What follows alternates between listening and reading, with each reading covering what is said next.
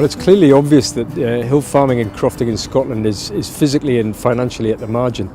But we shouldn't fall into the trap of measuring the value of hill farming and crofting simply by kilos of beef, kilos of lamb and production. We've got to look at everything else that they contribute in terms of managing the environment and particularly the social dimension of keeping people in the glens.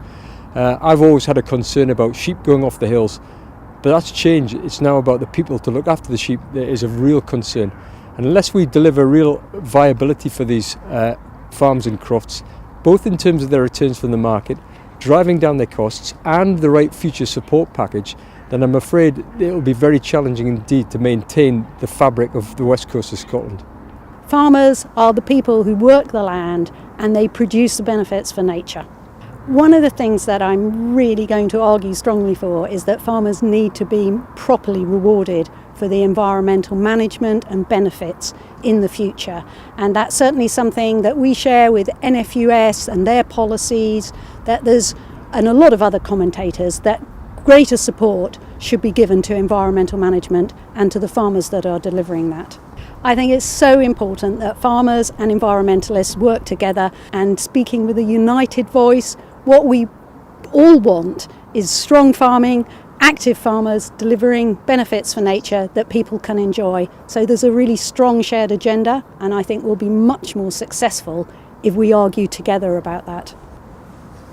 The three key areas are our stock, our sport and our own performance. Our support is undoubtedly going to change, and how we take that support and how we can justify that support has got to be there. I mean, I think I have no fear that we are doing an excellent environmental job on the whole, but how do you translate that into receiving money for, as they say, public goods?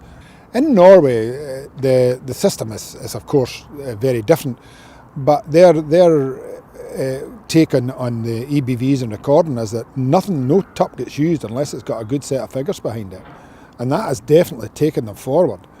No question out about it. Their sheep are very much considered environmental animals, and there are payments for their sheep going up to graze the mountains in the summertime. But their performance recording has taken them leaps and bounds forward in what weight of lamb they can produce in the short time that the grazing is available on the hills. Well, I think in the hill lambs have a product which is very different from other lambs. So I think there's potential, there's markets for it. But again, it needs to be finished animals. It needs to be ready for this market.